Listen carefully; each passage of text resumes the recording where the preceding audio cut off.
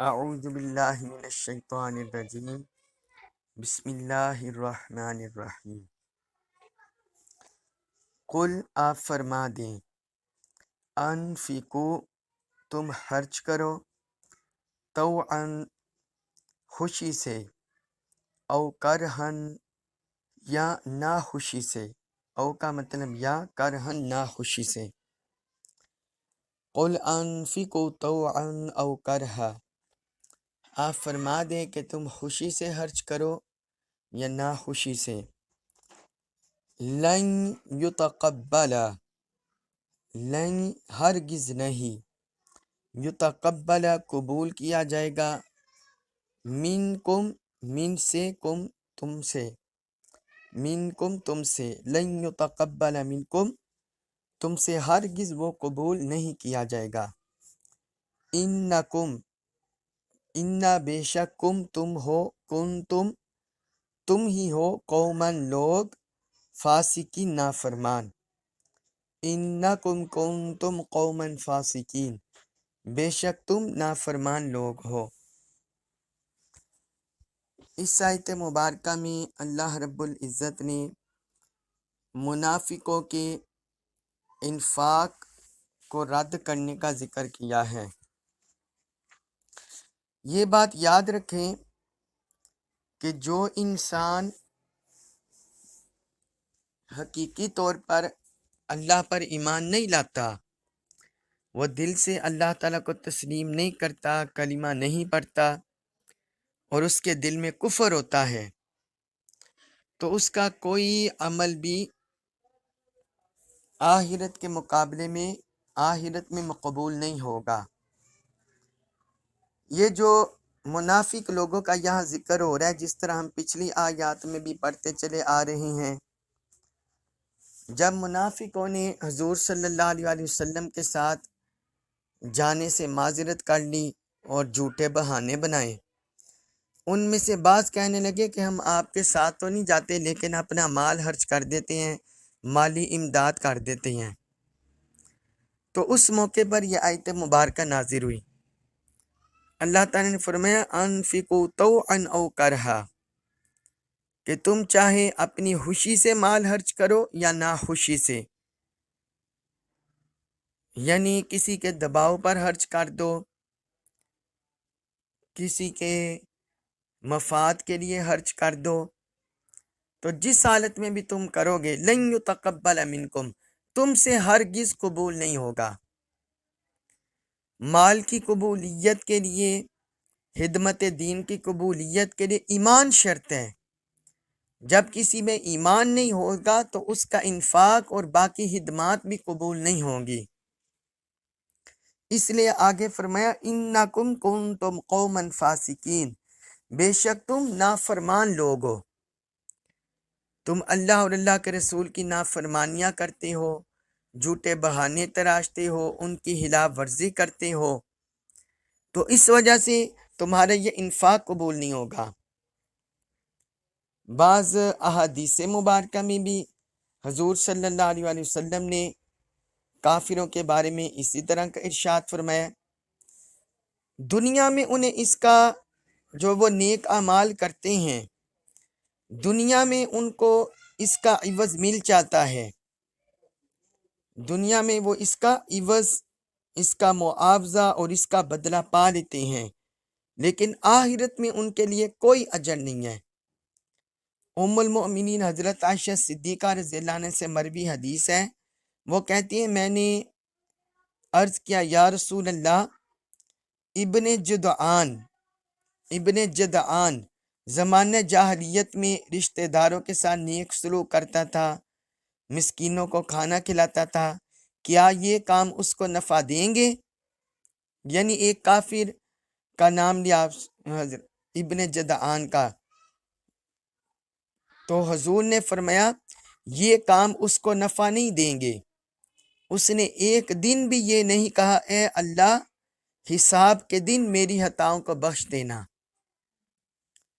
تو یہ صحیح مسلم میں حدیث ہے، حدیث نمبر 365۔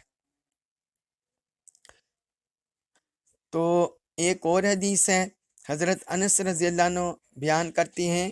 کہ رسول اللہ صلی اللہ علیہ وسلم نے فرمایا اللہ کسی مومن کی نیکی میں کوئی کمی نہیں کرے گا، اس کو اس نیکی کا عوض بدلہ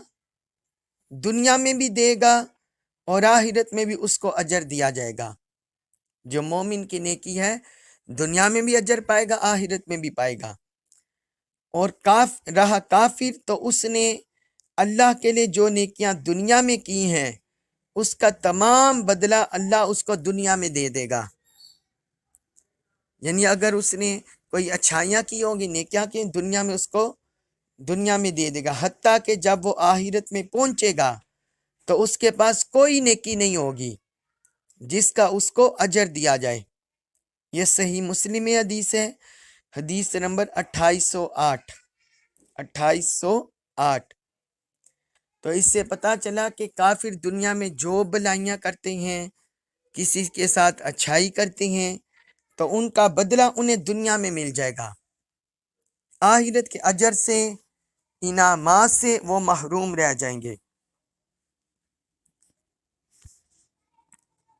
پھر آگے اللہ تعالیٰ نے آگے سورۃ توبہ آیت نمبر 54 اس میں ارشاد فرمایا وما اور نہیں منع کیا ہم انہیں، اور نہیں مانی ہوئی، نہیں کوئی چیز منع ہوئی، ان یہ کہ تقبلا قبول کیا جائے، من سے، ہم ان سے، نفقاتہم نفقات یعنی صدقات، ہم ان کے، وما منعہم ان تقبل منہم نفقاتہم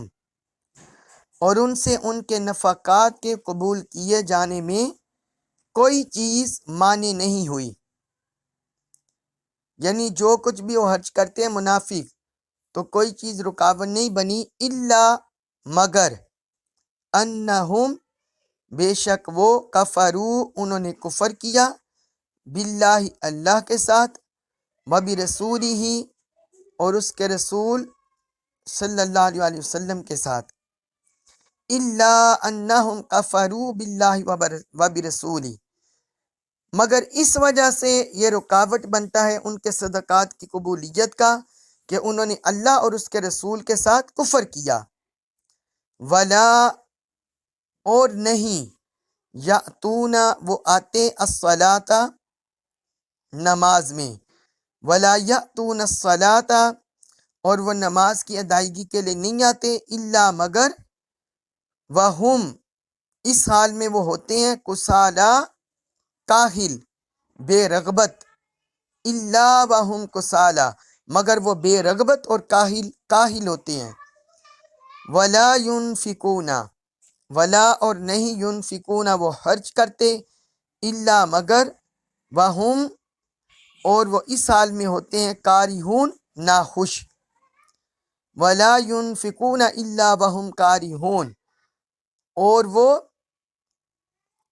نہیں خرچ کرتے مگر ناخوش کی حالت میں۔ اب اس آیت مبارکہ میں اللہ تعالیٰ نے ان کے جو صدقات ہیں، نفقات ہیں، حسنات نیکیاں ہیں، ان کی قبولیت میں جو چیزیں رکاوٹ ہوتی ہیں ان کا ذکر کیا ہے۔ جس طرح پچھلی آیت مبارکہ کی تفسیر میں بھی میں نے واضح کر دیا، اس میں احادیث مبارکہ بھی آپ کو سنا دی، تو یہاں اللہ رب العزت نے مزید پچھلی آیت کی وضاحت فرما دیا ہے۔ فرمایا وما منعہم ان تقبل منہم نفقاتہم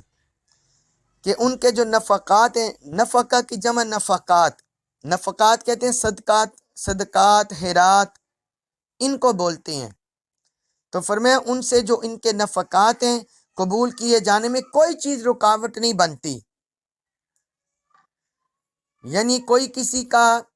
ذاتی اناد نہیں ہے، ذاتی بغض نہیں ہے، ذاتی حسد نہیں ہے، کوئی دنیاوی فائدہ نہیں ہے، یہ چیزیں رکاوٹ نہیں بنتی، بلکہ خود ان کا عمل، ان کا عقیدہ، نظریات وہ اس میں رکاوٹ بنتے ہیں۔ وہ آگے اللہ تعالیٰ نے 3 چیزیں ذکر کی۔ پہلے فرمائے انہم کفروا باللہ وبرسولہ کہ انہوں نے اللہ اور اس کے رسول کے ساتھ کفر کیا ہے، کہ وہ اللہ اور اللہ کے رسول کو دل و جان سے تسلیم نہیں کرتے، اللہ اور اللہ کے رسول کے احکام کو نہیں مانتے، ان کی تعلیمات کو نہیں مانتے، زبان سے کہتے ہیں مگر دل سے نہیں مانتے۔ یہ پہلی وجہ ذکر کی، اللہ اور اللہ کے رسول کے ساتھ ان کا کفر۔ اور دوسرا فرمایا وَلَا يَأْتُونَ الصَّلَاةَ إِلَّا وَهُمْ كُسَالَىٰ، وہ نماز کی ادائیگی کے لیے صرف بے رغبتی اور کاہلی کے ساتھ آتے ہیں، یعنی وہ نماز کے لیے اللہ کی رضا کے لیے نہیں آتے، اللہ کی خوشنودی پانے کے لیے، اس کے حکم پر عمل پیرا ہونے کے لیے، فرض کی ادائیگی کے لیے اس نیت سے نہیں کھڑے ہوتے، بلکہ وہ بے دلی سے، بے رغبتی سے، سستی کاہلی سے نماز پڑھتے ہیں، کہ گویا ان پر ایک بوجھ ہے جو اس بوجھ کو اتارتے ہیں، نمازوں میں بے رغبت ہوتے ہیں اور سستی کاہلی کا شکار ہوتے ہیں۔ اور تیسری ریزن ذکر کی وَلَا يُنْفِقُونَ إِلَّا وَهُمْ كَارِهُونَ، اور وہ خرچ کرتے ہیں، خرچ نہیں کرتے الا وہم کارہون، مگر ناخوشی کی حالت میں، یعنی وہ اس طرح اللہ کی راہ میں خرچ کرتے ہیں کہ گویا وہ کوئی جرمانہ دے رہے ہیں، یعنی ان پر کوئی تاوان کسی نے عائد کر دیا ہے یا جرمانہ عائد کر دیا، وہ ادا کر رہے ہیں۔ جس طرح دیکھیں نا کسی بندے پر کوئی یہ روڈ کے حوالے سے کوئی جرمانہ ہو جائے، ٹریفک وارڈن کو جرمانہ کر دے، تو اس طرح انسان بے دلی سے ادا کرتا ہے کہ یہ مجھ پر کیوں عائد ہو گیا ہے، یا کسی پر کوئی تاوان ہو جائے، کوئی اغوا برائے، کوئی کسی کو اغوا کر لے، تاوان طلب کر لے، تو اس طرح انسان ادا کرتا ہے کہ یہ یعنی دینا ہے تو میری جان چھوٹنی ہے۔ تو یہ جو منافق ہیں وہ نمازوں میں بھی اسی طرح حاضر ہوتے ہیں، اللہ کی رضا، خوشنودی، اس کے فرائض کی ادائیگی کے لیے نہیں، بلکہ ناخوشی سے، بے دلی سے، کہ ایک بوجھ ہے جسے وہ اتار رہے ہیں، اور وہ خرچ کرنے میں بھی اسی طرح صورتحال کرتے ہیں کہ اپنے اوپر تاوان سمجھ کر، جرمانہ سمجھ کر وہ یہ ادا کرتے ہیں۔ اس کے بعد ہے سورۃ التوبہ آیت نمبر 55، اس میں ارشاد فرمایا فلا پس نہ تعجب کا، تعجب تعجب میں ڈالنے کا آپ کو، امبالہم امبالہم ان کے، ولا اور نہ اولادہم اولادہم ان کی، فلا تعجب کا امبالہم ولا اولادہم، سو آپ کو نہ ان کے امبال تعجب میں ڈالیں اور نہ ان کی اولاد، انما بے شک بس، یریدو چاہتا ہے اللہ اللہ، انما یرید اللہ بس اللہ یہی چاہتا ہے، اللہ کا یہی ارادہ ہے، اللہ کا یہی ارادہ ہے، لیعذبہم لیعذبہ لی تاکہ یعذبہ وہ عذاب دے ہم انہیں، بیہا ساتھ ان کے، فل میں الحیات دنیا الحیاتی زندگی، الدنیا دنیا کی، لیعذبہم بیہا فی الحیات الدنیا کہ وہ انہیں ان کی وجہ سے دنیاوی زندگی میں عذاب دے، وَتَزْهَقَ اور نکلیں، انفسہم انفس جانیں ہم ان کی، وہم اور وہ ہوں کافرون کافر، وَتَزْهَقَ انفسہم وہم کافرون اور ان کی جانیں اس حال میں نکلے کہ وہ کافر ہوں۔ اب اس آیت مبارکہ میں اللہ رب العزت نے جو دنیا میں دنیاوی نعمتیں انہیں دی جاتی ہیں تو یہ بھی ان کے لیے وبال کا ذکر کیا ہے۔ آپ یہ دیکھیں کسی کو اگر دولت مل جائے اور ساتھ اللہ کی راہ میں خرچ کرنے کی توفیق مل جائے تو یہ دنیا کی ایک بہت بڑی نعمت ہے، دنیا کی ایک بہت بڑی نعمت ہے، کیونکہ حضور صلی اللہ علیہ وآلہ وسلم کی ایک حدیث مبارک ہے کہ کسی صورت میں بھی کسی پر رشک نہیں ہوتا مگر دو وجہ سے دو بندوں پر رشک ہوتا ہے۔ ایک وہ بندہ جس کو اللہ تعالیٰ نے قرآن کی نعمت عطا کی ہو اور وہ صبح و شام قرأت قرآن کرتا ہو تو اس پر رشک کیا جا سکتا ہے، اور دوسرا وہ بندہ جسے اللہ نے مال دیا ہو اور وہ دن رات خرچ کرتا ہو اللہ کی راہ میں۔ تو جس کو مال ملا ہو اور وہ صحیح ہو، اللہ کی راہ میں خرچ کرنے والا ہو، یہ بڑی نعمت ہے۔ اور دوسری اولاد بھی بڑی نعمت ہے، نیک اولاد، صالح اولاد، کہ یہ انسان کے لیے بلندی درجات، آخرت میں مغفرت کا ذریعہ، ایصال ثواب کا ذریعہ بنتے ہیں، اور دنیا میں نیک نامی کا ذریعہ بنتے ہیں، انسانوں کی عزت کا ذریعہ بنتے ہیں، انسانوں کے لیے تکریم کا باعث بنتے ہیں۔ تو یہ اموال اور اولاد اگر ان میں یہ خصوصیت ہو تو وہ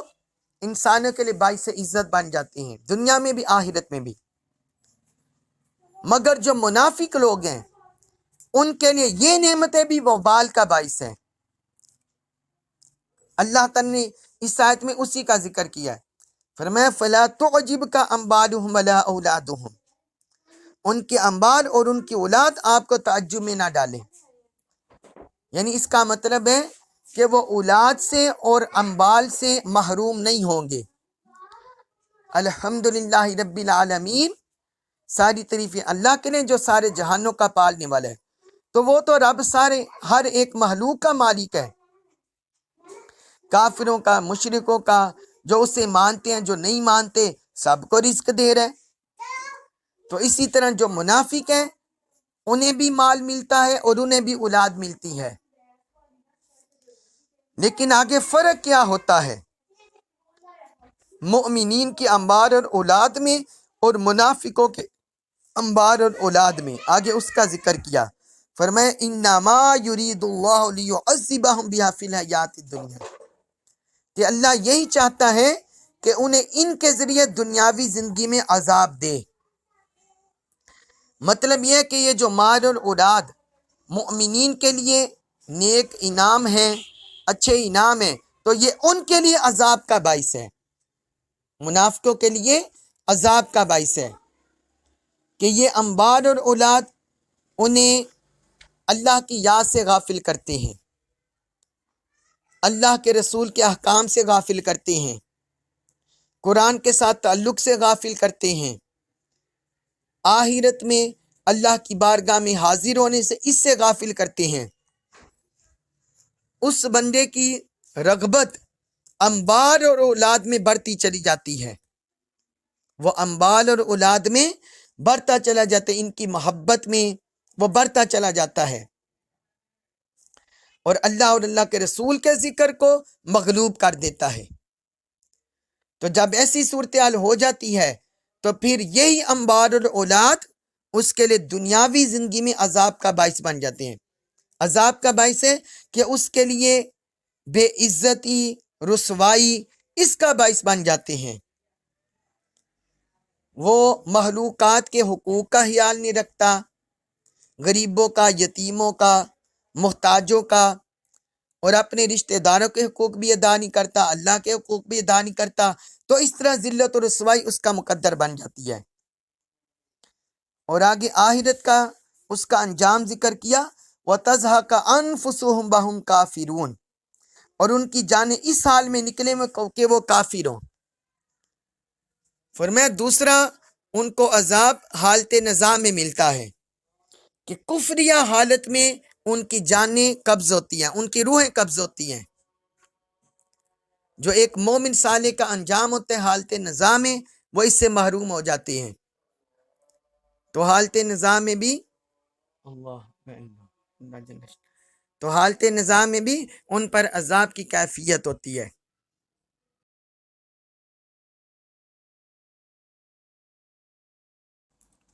وَيَحْلِفُونَ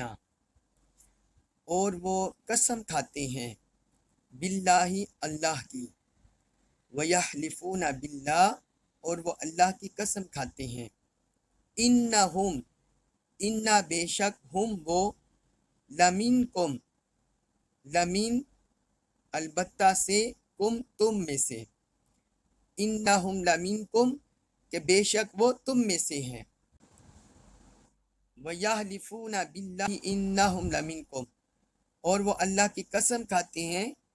کہ وہ تم میں سے ہیں، وما اور نہیں ہے ہم وہ منکم تم میں سے، وما ہم منکم حالانکہ وہ تم میں سے نہیں، ولیکنہم اور لیکن ہم وہ قوم ایسے لوگ ہیں، یفرقون جو ڈرتے ہیں،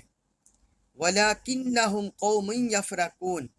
لیکن وہ ایسے لوگ ہیں جو ڈرتے ہیں۔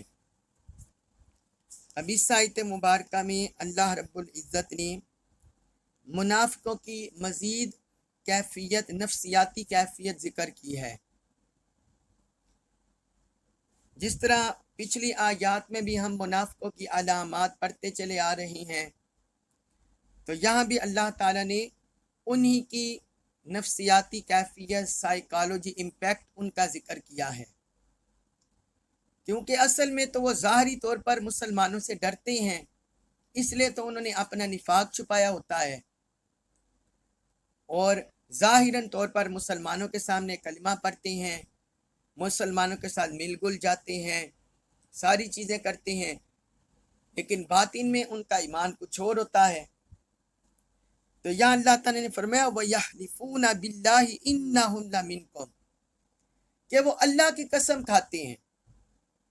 کہ بے شک وہ تم میں سے ہیں۔ آپ یہ دیکھیں، جو بندہ سچا ہو،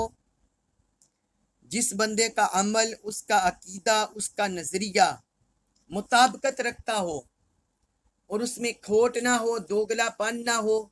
تو وہ بندہ اس بندے کو اپنی سچائی، حقانیت بیان کرنے کے لیے قسم کھانے کی ضرورت نہیں پڑتی۔ یہ تو انڈیویجول بندے کی بات کر رہا ہوں،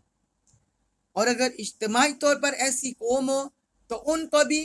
قسم کھانے کی ضرورت نہیں ہوتی، کیونکہ ہر کسی کو پتہ ہوتا ہے کہ اس کا دامن صاف ہے،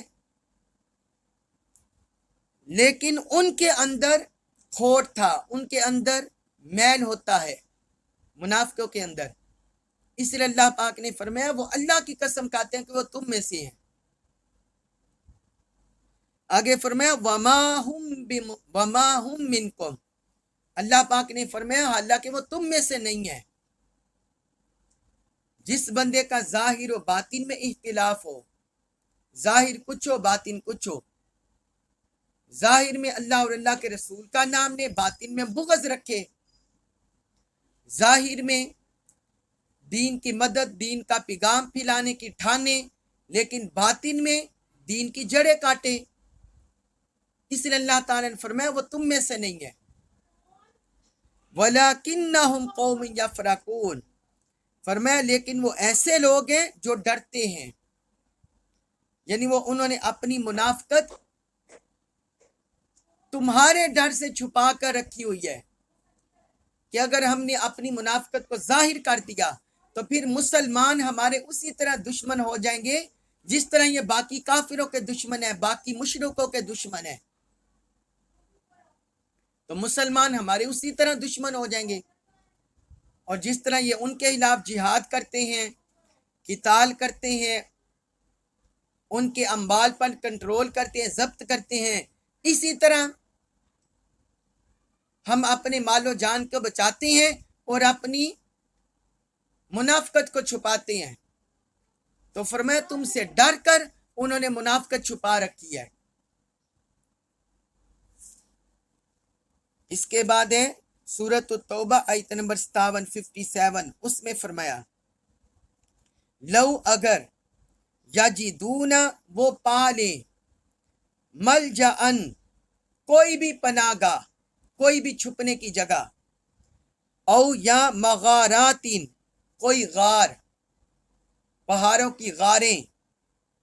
کوئی بھی غاریں میں وہ پالے، او مدخلن یا سرنگ زمین کی تہ، او مدخلن یا زمین کی کوئی تہ سرنگ، فرمایا لو یجدون ملجأ او مغارات او مدخلن، کہ اگر وہ کوئی پناہ گاہ پالے یا پہاڑوں کی غاریں پالے یا زمین کی تہ سرنگ پالے، لولو وہ پلٹ جائیں گے، الیہ اس کی طرف، الیہ طرف ہی اس کی، لولو الیہ وہ اس کی طرف پلٹ جائیں گے، وہم یجمحون اور وہ تیزی سے بھاگتے ہوئے، تیزی سے بھاگتے ہوئے، یجمحون کا مطلب ہے تیزی سے بھاگنا، بے قابو ہو جانا، اسے بولتے ہیں یجمحون، جمحون۔ اب اس آیت مبارکہ میں اللہ رب العزت نے مزید ان کی کیفیت ذکر کی ہے۔ فرمایا مسلمانوں کا ان کے اوپر، مسلمانوں کا ان کے اوپر اس قدر دباؤ ہے، اس قدر وہ مسلمانوں سے خائف ہیں، خوف زدہ ہیں، مسلمانوں کا رعب ہے کہ وہ مسلمانوں سے دور بھاگنا چاہتے ہیں، مسلمانوں سے جان چھڑانا چاہتے ہیں اور مسلمانوں کی پونڈیں دور نکلنا چاہتے ہیں۔ تو فرمایا ان کی کیفیت یہ ہے کہ اگر وہ کوئی پناہ گاہ پالے یا کسی پہاڑ کی غار پالے یا کوئی زمین کی سرنگ پالے تو آپ کو چھوڑ کر فوراً ادھر بھاگ جائیں، پھر وہ آپ کا انتظار نہیں کریں گے، پھر وہ آپ کے ساتھ نہیں رہیں گے، لولو الیہ وہ اس کی طرف پلٹ جائیں گے۔ انہیں بس جو مسلمانوں کے اندر چھپے ہوئے ہیں، اپنی منافقت چھپائی ہوئی ہے، صرف اپنی جان کی حفاظت کے لیے اور اپنا مال بچانے کے لیے، کہ اگر یہ ہمارا ہتھ کنڈا مسلمانوں کے خلاف سازشیں اگر یہ بے نقاب ہو گئیں تو پھر مسلمان ہمارے خلاف بھی اٹھ کھڑے ہو جائیں گے، اٹھ کھڑے ہوں گے۔ تو یہ فرمایا ان کی کیفیت ہے کہ وہ ڈھونڈ رہے ہیں کوئی اور پناہ گاہ انہیں مل جائے، اس کی طرف بھاگ جائیں گے، آپ کو چھوڑ جائیں گے اور آپ کے ساتھ ایک لمحہ بھی نہیں رہیں گے۔ تو ابھی یہ جو مسلمانوں کے ساتھ رہ رہے ہیں یہ جھوٹی وفاداریاں ہیں اور صرف دوگلا پالیسی ہے اور منافقت ہے۔ اس کے بعد سورۃ التوبہ آیت نمبر 58 58، اس میں ارشاد فرمایا وَمِنْهُمْ، وَمِنْ اور سے، ہم ان میں، وَمِنْهُمْ اور ان میں سے، مَن یلمزک، میں ایسے ہیں، یلمزک، یلمز تانا زنی کرتے ہیں کا آپ پر، فی الصدقات، فی میں الصدقات صدقات کی تقسیم میں، وَمِنْهُمْ مَن یلمزک فی الصدقات اور ان میں سے بعض ایسے ہیں جو صدقات کے بارے میں آپ پر تانا زنی کرتے ہیں، فَإِن پھر اگر تو انہیں عطا کر دیا جائے، انہیں دے دیا جائے، منہا من سے، ہاں ان میں سے، یعنی ان صدقات میں سے جو مسلمانوں کے پاس اموال آتے ہیں، فَإِنْ أُوتُوا مِنْهَا پس اگر انہیں اس میں سے دے دیا جائے، ردو تو وہ راضی ہو جاتے ہیں، وَإِن لَمْ وَإِن اور اگر لم نہ یُؤْتَوْا دیا جائے، منہا اس میں سے، وَإِن لَمْ يُؤْتَوْا مِنْهَا اور اگر انہیں اس میں سے نہ دیا جائے، اگر انہیں اس میں سے نہ دیا جائے، اذا پھر وہ فوراً، ہم وہ یسخطون خفا ہو جاتے ہیں، ناراض ہو جاتے ہیں، اذا ہم یسخطون تو وہ فوراً خفا ہو جاتے ہیں، ناراض ہو جاتے ہیں۔ اب اس آیت مبارکہ میں اللہ رب العزت نے ان کی مال کے ساتھ رغبت کو ذکر کیا ہے۔ ایک تو پچھلی آیت میں ذکر کر دیا، پچھلی دونوں آیتوں میں کہ وہ اپنی جان کے خوف سے مسلمانوں کے ساتھ جڑے ہوئے ہیں۔ اب یہاں اللہ تعالیٰ نے ان کے مالی حرص کو، مالی طمع کو ذکر کیا ہے، مالی لالچ کو ذکر کیا ہے۔ فرمایا اے حبیب، ان میں سے بعض ایسے لوگ ہیں کہ وہ صدقات کے بارے میں آپ پر طعنہ زنی کرتے ہیں، صدقات کے بارے میں آپ پر طعنہ زنی کرتے ہیں، یعنی جو حضور صلی اللہ علیہ وسلم کے پاس دوسرے علاقوں سے صدقات آتے، خیرات آتی، زکوٰۃ آتی یا اموال غنیمت آتے، تو وہ اس بارے میں معاذ اللہ آقا علیہ الصلوۃ والسلام پر اعتراض کر دیتے۔ اللہ تعالیٰ نے اس آیت میں اسی کا ذکر کیا ہے۔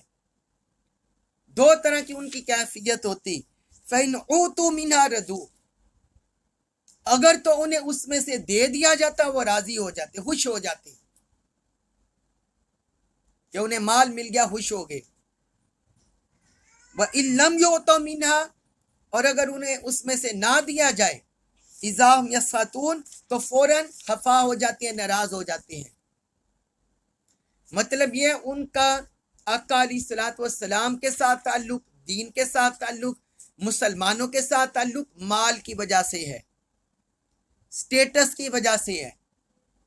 کہ جب تک انہیں مال پانی ملتا رہتا ہے مسلمانوں کے گن گاتے ہیں، حضور صلی اللہ علیہ وسلم کی تعریف کرتے ہیں، شانیں بیان کرتے ہیں، قصیدے پڑھتے ہیں، اور جب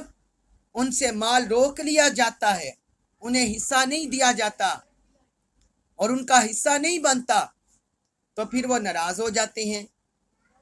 یہ منافقانہ طرز عمل ہے جو مال کی وجہ سے ان کا قائم ہوا۔ اس پر ایک حدیث مبارک بھی سنیے، حضرت جابر بن عبداللہ رضی اللہ عنہ سے مروی حدیث ہے کہ جب رسول اللہ صلی اللہ علیہ وسلم غزوہ حنین سے واپسی پر جعرانہ کے مقام پر تھے، جعرانہ کے مقام پر تھے، اسی دوران ایک شخص آپ کے پاس آیا، حالانکہ حضرت بلال رضی اللہ عنہ کے کپڑے میں چاندی جمع تھی، اور رسول اللہ صلی اللہ علیہ وسلم اس سے مٹھی بار بار کا لوگوں کو دے رہے تھے، یعنی حضرت بلال نے ان کی جو جھولی ہے اس میں چاندی جمع تھی، تو حضور اس میں سے چاندی لیتے، جو لوگ بھی آپ کے پاس سائل آتے، مانگنے والے آتے یا ضرورت مند ہوتے، حضور ان کو دیتے جاتے۔ ایک شخص نے کہا، وہ منافق بولا، ایک شخص تھا منافق، اس نے کہا اے محمد صلی اللہ علیہ وسلم عدل کریں، معاذ اللہ حضور کو کہتے ہیں آپ عدل کریں۔ آپ صلی اللہ علیہ وسلم نے فرمایا تمہارا ستیہ ناس ہو، اگر میں عدل نہیں کروں گا تو کون عدل کرے گا؟ پھر روئے زمین پر عدل کرنے والا کون ہے اگر میں عدل و انصاف نہیں کروں گا؟ پھر آگے فرمایا اگر میں عدل نہ کرتا تو میں ناکام ہو جاتا، یعنی یہ جو میرا مشن ہے، دین ہے، یہ آگے نہ پھیلتا۔ حضرت عمر بن خطاب رضی اللہ عنہ نے عرض کیا یا رسول اللہ مجھے اجازت دیں میں اس شخص کو قتل کر دوں جس نے آپ کی شان میں آپ کے سامنے گستاخی کی ہے۔ تو آپ صلی اللہ علیہ وسلم نے فرمایا معاذ اللہ، یعنی فرمایا نہیں، معاذ اللہ، کہیں لوگ یہ نہ کہیں کہ میں اپنے صاحب کو قتل کرتا ہوں۔ تو حضور نے اس کو چھوڑ دیا۔ پھر آگے فرمایا یہ شخص اور اس کے ساتھی قرآن پڑھتے ہیں مگر قرآن ان کے حلقوں سے نیچے نہیں اترتا، ان کے گلوں سے نیچے نہیں اترتا، قرآن کی تاثیر ان کے دلوں میں نہیں اترتی، اور یہ لوگ قرآن سے اس طرح نکل جائیں گے جس طرح تیر شکار سے نکل جاتا ہے۔ یہ صحیح البخاری میں حدیث ہے، حدیث نمبر 3168، اور صحیح مسلم میں حدیث ہے، حدیث نمبر 1063۔ حضور صلی اللہ علیہ وسلم کا معمول تھا، آپ کی عادت مبارکہ تھی کہ جب آپ کو صدقات و خیرات آتے، زکوٰۃ آتی، تو آپ لوگوں میں جو مستحق لوگ ہوتے انہیں دے کر مال دیتے، انہیں دے کر نوازتے، یا جو نئے نئے مسلمان ہوئے ہوتے آپ صلی اللہ علیہ وسلم ان کی تالیف قلبی کے لیے عطا فرماتے، اور جن کے بارے میں آپ جانتے ہوتے کہ اس کے بعد مال موجود ہے یا اس سے ضرورت نہیں ہے یا یہ منافق ہے، آپ صلی اللہ علیہ وسلم اسے عطا نہ کرتے بعض اوقات. تو اس موقع پر یہ منافق موجود تھا، اس نے اعتراض کر دیا حضور کی عطا پر، تو آپ صلی اللہ علیہ وسلم نے اسے جواب دیا. یہ بات یاد رکھیں کہ جو بھی یہ حضور صلی اللہ علیہ وسلم کا منصب تھا، آپ کی ذات مبارکہ تھی، جس کو چاہے معاف فرما دے، لیکن امت میں ائمہ کا یہ اس پر اتفاق ہے کہ جو بھی آپ کے وصال کے بعد یا آپ کے غائبانہ جو بھی آپ کی گستاخی کرے گا، وہ گستاخی ہو، کوئی جھوٹا الزام نہ ہو، تو پھر اس بندے کو قتل کیا جائے گا. یعنی اسلامک اسٹیٹ اس پر لازم ہے کہ تحقیقات کر کے اس کی گستاخی جب ثابت ہو جائے تو اس کے قتل کا حکم نامہ جاری کرے، اس کو معاف نہیں کیا جائے گا، اس پر حد لاگو ہوگی، حد نافذ ہوگی. پھر ایک اور حدیث میں ہے، اس میں، اور چلیں وہ بھی بڑھیا، اس کو ہم چھوڑتے ہیں، اس سے مفہوم کلیئر ہو گیا ہے ایک حدیث سے. تو اس سے ہمیں یہ بھی پتہ چلا کہ حضور کا جو گستاخ ہے، آقا علیہ الصلوۃ والسلام کا بے ادب ہے، وہ دین سے خارج ہو جاتا ہے، چاہے وہ قرآن پڑھے، چاہے وہ تبلیغ کرے، چاہے وہ نمازیں پڑھے. کیونکہ ایک حدیث میں حضور صلی اللہ علیہ وسلم نے فرمایا، ان کے ایسے ساتھی ہیں جن کی نمازوں کے مقابلے میں تم اپنی نمازوں کو حقیر سمجھو گے، ان کے روزوں کے مقابلے میں تم اپنے روزے حقیر جانو گے. یہ لوگ قرآن پڑھیں گے لیکن قرآن ان کے حلق سے نیچے نہیں اترے گا، یعنی دل پر اثر نہیں کرے گا. یہ لوگ دین سے اس طرح نکل جائیں گے جس طرح تیر شکار سے نکل جاتا ہے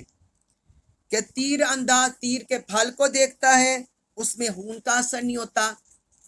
پھر پھل کی جڑ کو دیکھتا ہے، اس میں خون کا اثر نہیں ہوتا، پھر اس کے پر کو دیکھتا ہے، اس میں کچھ نہیں ہوتا. یعنی وہ دین سے اس طرح خارج ہو جاتے ہیں، انہیں خبر بھی نہیں ہوتی. یہ صحیح بخاری میں حدیث ہے، حدیث نمبر 6163، اور صحیح مسلم میں ہے، حدیث نمبر 1064. یعنی ایسا منافق طبقہ، حضور کا گستاخ طبقہ دین سے خارج ہو جاتا ہے، نمازیں پڑھنے کے باوجود، روزے رکھنے کے باوجود قبولیت نہیں ہوتی.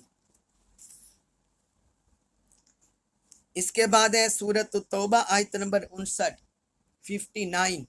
اس میں ارشاد فرمایا، ولو، اور اگر، انہم، بے شک وہ، ردو، راضی ہو جاتے، ما، جو کچھ، آتاہم اللہ، آتا، عطا کیا، ہم انہیں، اللہ نے، ورسولہ، اور رسول اس کے نے، ولو انہم ردو ما آتاہم اللہ ورسولہ، اور کیا یہ اچھا ہوتا کہ وہ لوگ اس پر راضی ہو جاتے جو ان کو اللہ اور اس کے رسول صلی اللہ علیہ وسلم نے عطا کیا تھا. وقالو، اور وہ کہتے، حسبنا اللہ، حسب کافیہ، نہ ہمیں اللہ، وقالو حسبنا اللہ، اور وہ کہتے ہمیں اللہ کافی ہے. سیؤتینا اللہ، سیؤتی، ان قریب عطا کرے گا، نہ ہمیں اللہ، من سے، فضلی، فضل ہی اپنے، سیؤتین اللہ من فضلہ، ان قریب وہ اللہ ہمیں اپنے فضل سے عطا فرمائے گا. ورسولہ، اور اس کا رسول بھی، ورسولہ، اور اس کا رسول بھی. انا، بے شک ہم، اللہ، الا، طرف، اللہ کے، راغبون، راغب ہیں. انا اللہ راغبون، بے شک ہم اللہ کی طرف راغب ہیں. اب اس آیت مبارکہ میں اللہ رب العزت نے منافقوں کو اور منافقوں کے ذریعے اللہ تعالی نے ساری امت کو اصلاح کا درس دیا ہے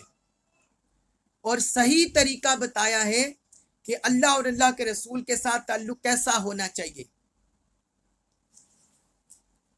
تو فرمایا، وَلَوْ أَنَّهُمْ رَضُوا مَا آتَاهُمُ اللَّهُ وَرَسُولُهُ،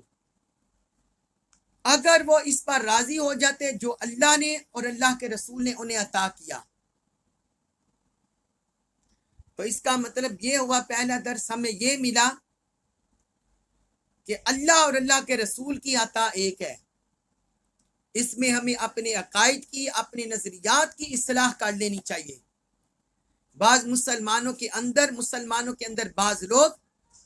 یہ غلط خیال، یہ فتنے پیدا کرتے ہیں کہ اللہ کی عطا جدا ہے اور رسول صلی اللہ علیہ وسلم عطا نہیں کر سکتے. ایسا عقیدہ، ایسا نظریہ، ایسی فکر قرآن کے خلاف ہے اور حضور کی سنت کے خلاف ہے، حضور کی تعلیمات کے بھی خلاف ہے. اللہ تعالیٰ نے واضح طور پر بیان فرما دیا، اگر وہ اس پر راضی ہو جاتے جو اللہ نے اور اللہ کے رسول نے انہیں عطا کیا ہے. ایک تو اللہ اور اللہ کے رسول کو عطا ماننا، عطا کرتے ہیں، اور دوسرا اس پر راضی رہنا. یہ ایک مسلمان کا طرز عمل ہونا چاہیے. پھر آگے فرمایا مزید خیر کی امید، مزید عنایت کی، فضل و کرم کی امید. وقالوا حسبنا اللہ، اور وہ کہتے کہ ہمیں اللہ کافی ہے. ایک تو اللہ اور اللہ کے رسول کی عطا راضی ہو جاتے، اور دوسرا پھر آگے کہتے ہمیں اللہ کافی ہے. اللہ تعالیٰ ہماری ضرورتیں، ہماری حاجات پوری کرنے والا ہے، وہ ہمارا مالک ہے. اللہ کی طرف ان کا دھیان ہوتا، مال کی طرف دھیان نہ جاتا، مال کی طرف دھیان نہ جاتا، توکل اللہ پر کرتے. اور پھر آگے کہتے سیؤتین اللہ من فضلہ ورسولہ، کہ ان قریب اللہ اپنے فضل سے اور اس کا رسول ہمیں ضرور عطا کریں گے. یعنی وہ یہ عقیدہ اور نظریہ بنا لیتے، اپنا طرز عمل بنا لیتے کہ جو اللہ اور اللہ کے رسول نے ہمیں پہلے عطا کیا ہے آگے بھی وہ ہمیں ضرور عطا کریں گے. اللہ اپنے فضل سے، اپنے کرم سے، وہ مالک ہے، وہ خالق ہے، حقیقی مالک ہے، حقیقی مددگار ہے، ضرورتیں پوری کرنے والا ہے، حاجات پوری کرنے والا ہے. تو وہ اللہ کے فضل کی طرح امید رکھتے. وَرَسُولِهِ، اور اس کے رسول صلی اللہ علیہ وسلم کے کرم کی طرف نگاہ رکھتے کہ اللہ بھی اپنے فضل سے عطا کرے گا اور اس کا رسول بھی عطا فرمائیں گے. اب یہ دیکھیں اللہ تعالی نے یہاں ماضی اور مستقبل دونوں عطاؤں میں اپنا اور اپنے رسول کا ذکر کر دیا ہے. یہ جو پیچھے آتاہم اللہ، یہ ماضی کا صیغہ ہے، پاسٹ کا صیغہ ہے، پاسٹ کا، ماضی کا. اور سیؤتینا یہ مستقبل کا صیغہ ہے، فیوچر کا. یعنی ماضی میں بھی اللہ اور اللہ کے رسول عطا کرتے ہیں، پچھلی قوموں کو بھی عطا کیا، اور مستقبل میں بھی عطا کریں گے. جو اللہ اور اللہ کے رسول کی طرف دامن پھیلائے گا، اللہ کے فضل و کرم کی اور حضور کے لطف و عنایت کی طرف توجہ کرے گا، اللہ تعالیٰ عطا فرمائے گا، حضور بھی عطا فرمائیں گے. قرآن میں اللہ تعالیٰ نے اور مقامات پر بھی اپنے رسول کی طرف عطا اور نسبت کا ذکر کیا ہے. اسی سورۃ توبہ میں آگے آیت نمبر 74 ہے،